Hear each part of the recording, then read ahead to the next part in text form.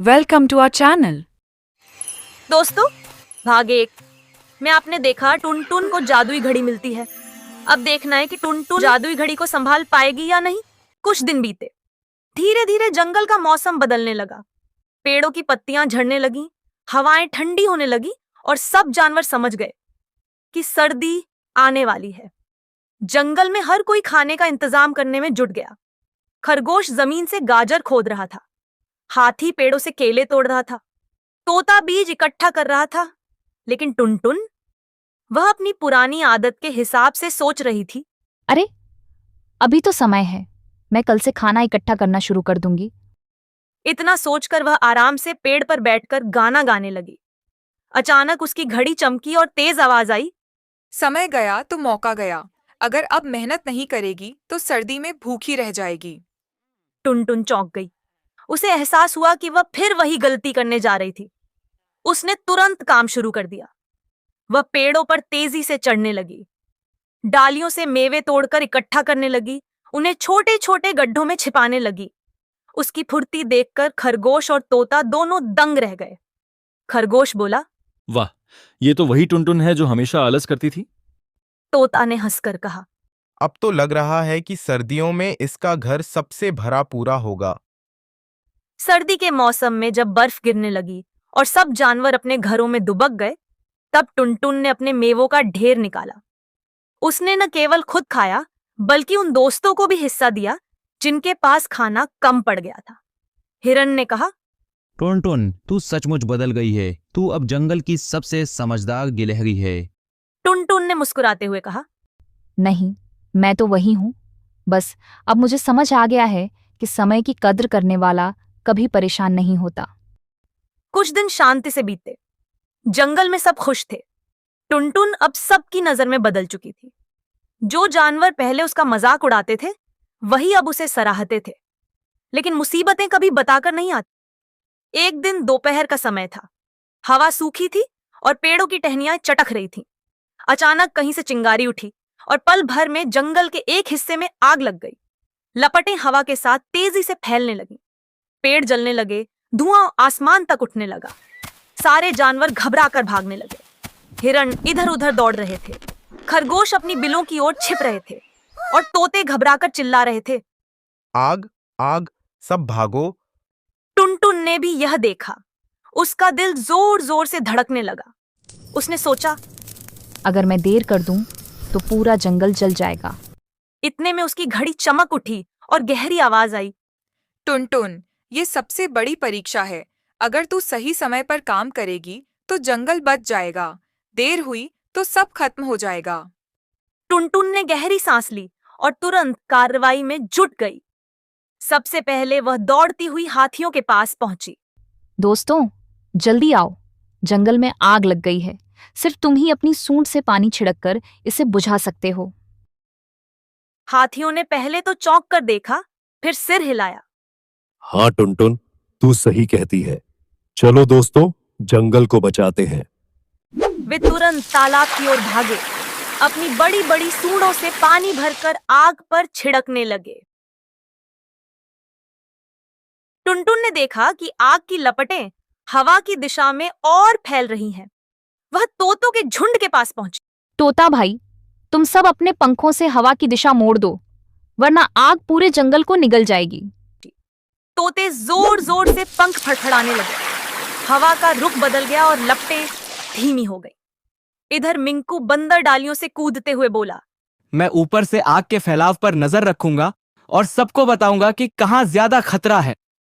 वह सबसे ऊंचे पेड़ पर चढ़ गया और आवाज लगाई, टुनटुन, दाईं ओर ज्यादा आग फैल रही है। हाथियों को उस तरफ भेजो।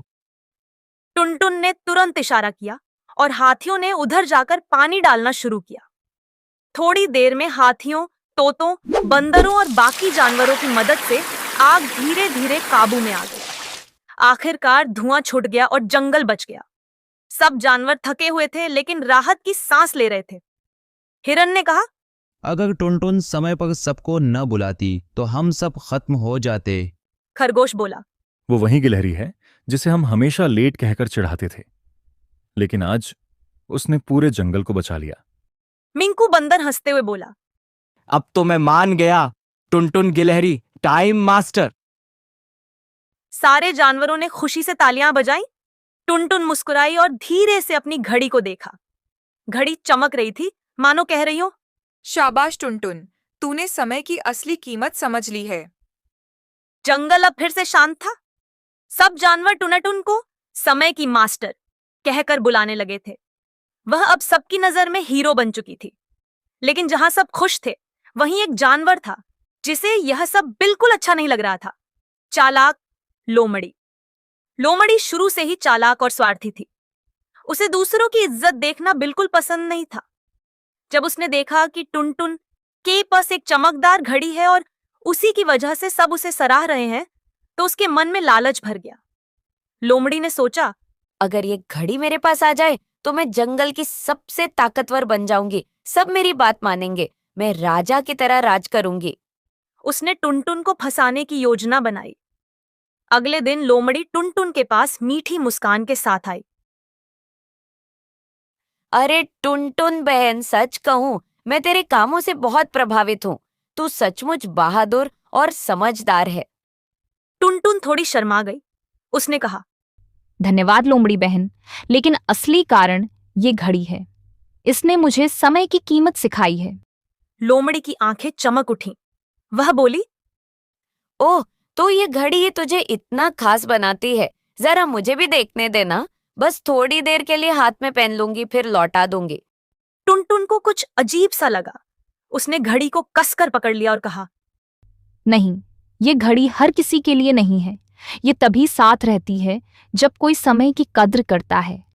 लोमड़ी झूठी हंसी हंसते हुए बोली, अरे मैं भी तो समय की कद्र करती हूँ। तू बस मुझे थोड़ी देर के लिए दे दे। जैसे ही लोमड़ी ने घड़ी पकड़ने के लिए हाथ बढ़ाया, अचानक घड़ी जोर से चमकने लगी। उसे गहरी आवाज आई, जो समय का गलत इस्तेमाल करना चाहता है, उसके हाथ में कभी नहीं आती। घड़ी की रोशनी इतनी तेज थी कि लोमड़ी की आंखें चौंधिया गईं। उसने घड़ी छीनने की कोशिश की, लेकिन घड़ी ने बिजली सी चिंगारी छोड़ी। आ चिल्लाते हुए लोमड़ी पीछे गिर पड़ी। बाकी जानवर जो यह सब देख रहे थे, जोर जोर से हंसने लगे। खरगोश बोला, देखा, चालाकी हमेशा काम नहीं आती। तोता चहचहाया, समय सिर्फ उन्हीं का साथ देता है जो उसका सम्मान करते हैं। लोमड़ी शर्म से मुंह छिपाकर वहां से भाग गई। अब सब जानवर टुनटुन के पास आए। हाथी ने कहा, टुनटुन, तूने सिर्फ हमें नहीं बचाया, बल्कि साबित किया कि समय की कद्र करने वाला ही असली नेता होता है। मिंकू बंदर ने हंसते हुए कहा। अब तो टुनटुन हमारी टाइम मास्टर है। सारे जानवर खुशी से तालियां बजाने लगे। टुनटुन गर्व से मुस्कुराई। उसने मन ही मन सोचा, ये घड़ी सचमुच खास है, लेकिन असली ताकत घड़ी में नहीं, बल्कि समय की इज्जत करने में है। उसकी घड़ी चमकी और धीरे से बोली, शाबाश टुनटुन, तूने असली परीक्षा पास कर ली है। टुनटुन, तूने मेरी असली ताकत समझ ली है। अब तू मुझे चाहकर भी खो नहीं सकती, क्योंकि तूने समय को दिल से अपनाया है। टुनटुन मुस्कुराई और बोली, धन्यवाद मेरी प्यारी घड़ी। मैं वादा करती हूँ कि अब कभी समय बर्बाद नहीं करूंगी। और सचमुच उस दिन से जंगल में जब भी कोई बच्चा आलस करता या काम टालता, तो सब कहते, समय की मास्टर टुनटुन को देखो, उसने ही हमें सिखाया है कि समय सबसे बड़ा खजाना है। Please like and subscribe the channel for more interesting videos.